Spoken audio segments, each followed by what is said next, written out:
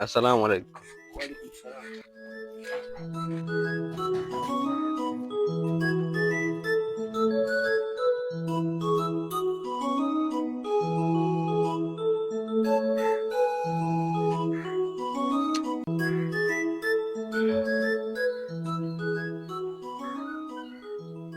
Acha kuyakatia tamaa ya maisha, rafiki yangu.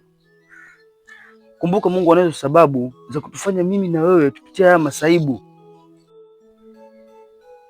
Hali yako hiyo ya unyonge kila siku haitatusaidia Juma. Kinachopaswa ni mimi na wewe kupambana hadi mwisho. Kumbuka mapumziko ya mwanaume labda kaburini. Hapa duniani lazima jasho litoke hadi dakika ya mwisho.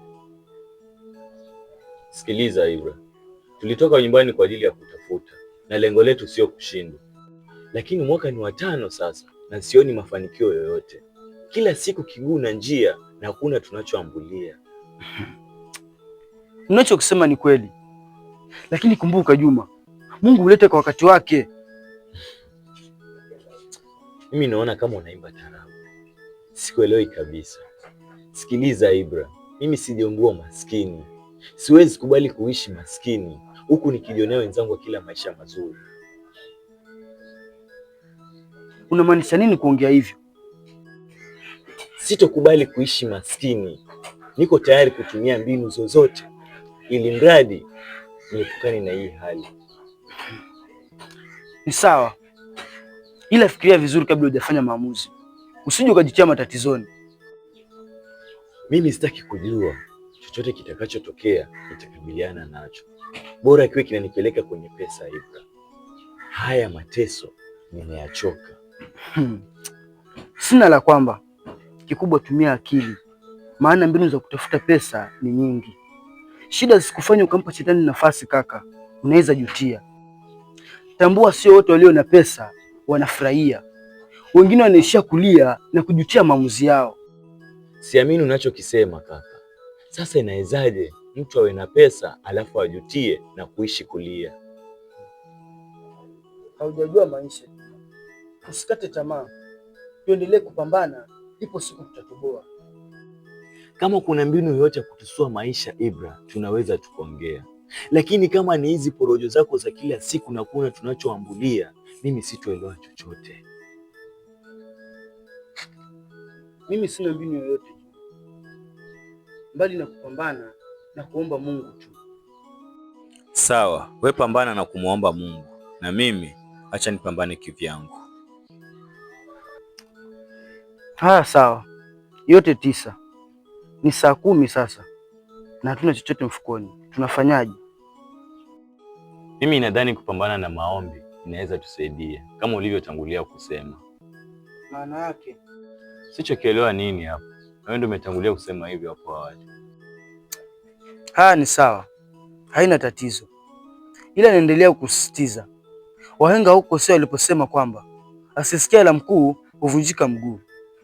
Chunga sana kaka, pesa ni shetani mkubwa hapa duniani na ameuteka ulimwengu mzima. Ndio maana kila mtu akiamka anawaza yeye tu. Ni kelele za chura Ibra, azimzuii ng'ombe kunywa maji, na kwenye hili sitaki kushauriwa. Haya ndugu, mimi sina cha kushauri zaidi ya hicho. Tunaweza kwenda. Twende wapi? Si nyumbani? Ama ulitaka kwenda wapi? Maanisha tukale tena njaa kama jana? Sasa tufanyaje na tuna chochote? Wewe tangulia nyumbani ukamliwaze mkeo kwa maneno mazuri ya kukosa pesa pia na leo. Usijali kuhusu hilo. Mke wangu ni mwelewa. Sidhani kama atanuna wala kukasirika. Haya, tangulia. Leo na yeye pia atachoka siku moja. Haya bwana. Acha mimi nikuache. Haya, safari iwe njema. Sawa.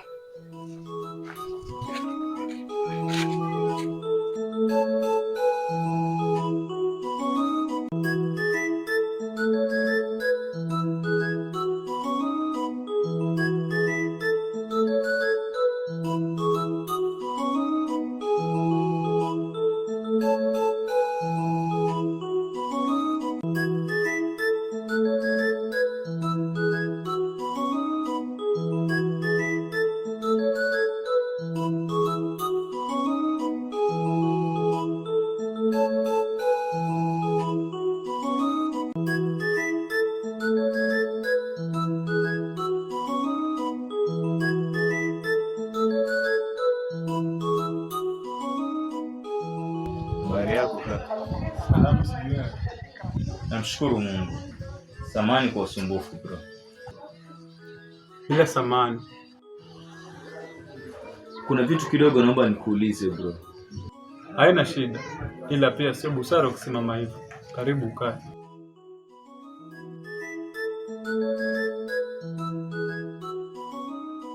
Asante sana kaka. Karibu na kusikiliza.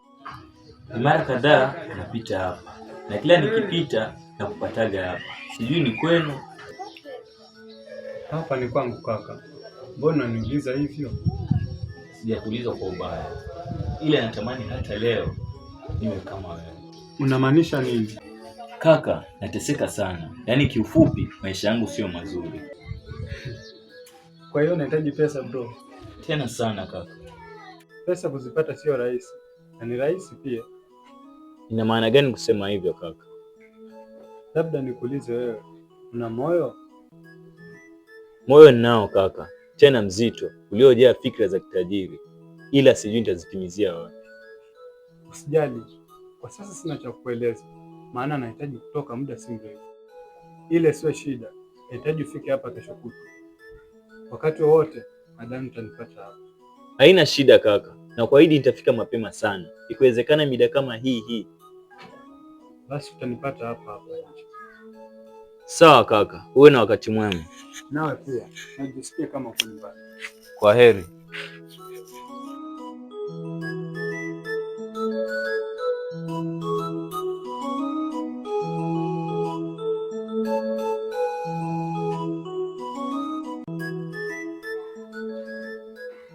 Mke wangu,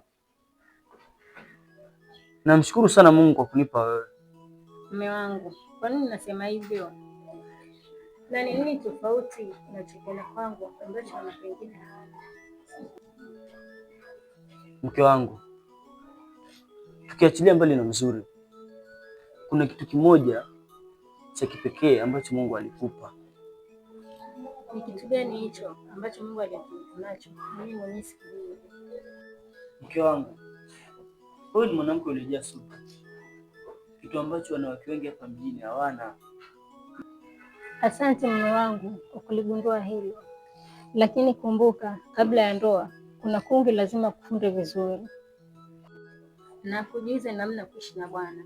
Sasa mimi hapo naona kumshukuru zaidi mkungu wangu, maana alinifunda vizuri. Kwa hilo nakataa, maana kuna ndoa nyingi sana zimevunjika mke wangu, na sio eti wanawake hawakufundwa, walifundwa tena vizuri, lakini nadhani hawakuwaheshimu hata makungu wao. Hilo nalo lawezekana.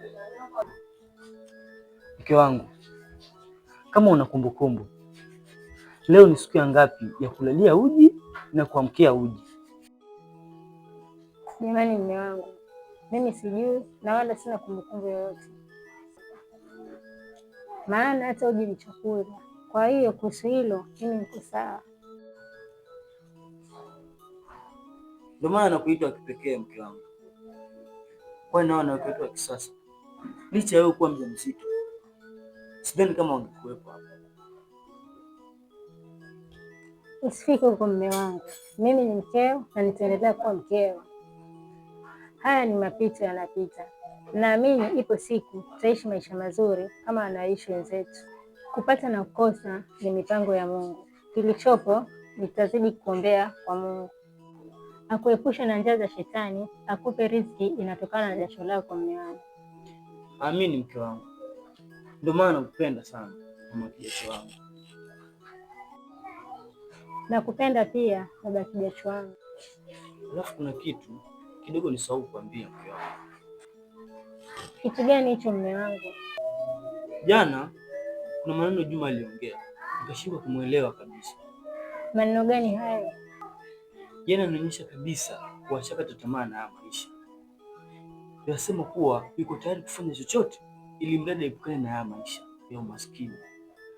Sasa atakuwa amepatwa na shetani gani shemu naye? Na wewe kama rafiki yake ukamshauri nini? Mimi siko na chochote cha kumshauri zaidi ya kumsihi aendelee kupambana. Ipo siku Mungu atatuona.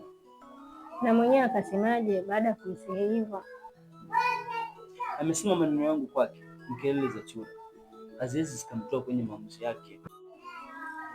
Kwa sasa kikubwa dua, maana alipofika ni mbali sana. Sawa mke wangu, mimi acha nikuache nikapambane kwa ajili ya wewe na huyo mtoto wetu. Sawa mume wangu, Mungu akutangulie na kutakia kazi njema.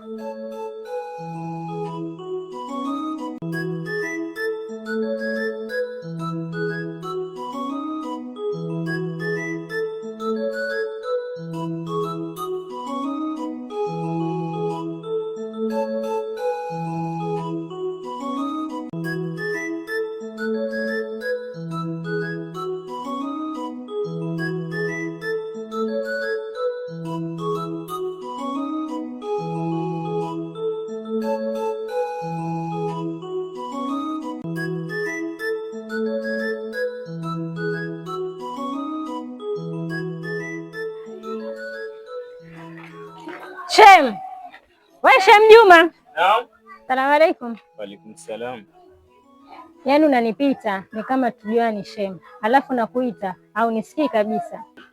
Samahani Shem, wakati mwingine mawazo hututoa nje ya sayari yetu na kutupeleka kwenye sayari nyingine tofauti kabisa. Hata kama Shem, lakini si kwa hali hiyo. Hata mtu wako karibu unampita. Kwa hilo samahani Shem, haikuwa dhamira yangu. Ni sawa, mbona jana sikuona nyumbani na nimezoea uje ule ndio ende zako kwako. Ni kweli Shem, ila jana ilikuwa sawa, nikaona nipitie kwangu kwa ajili ya kujipumzisha. Haya sawa. Sasa uko unaelekea wapi? Na nakuona hauko sawa kabisa. Usijali Shem, niko sawa, ni mawazo tu, naelekea kwenye mizunguko yangu ya kawaida. Kila laheri Shem, ila samahani. Bila samahani Shem Tausi. Jana kuna jambo rafiki yako alinieleza, sijui kama lina ukweli ndani yake. Jambo gani Shem? Kuhusu hii aina ya maisha tulionayo. Ni kweli Shem, mimi sasa niko tayari hata kuua. Ni bora niwe nitaweka pesa nyingi kwenye mikono yangu. Unasemaje Shem?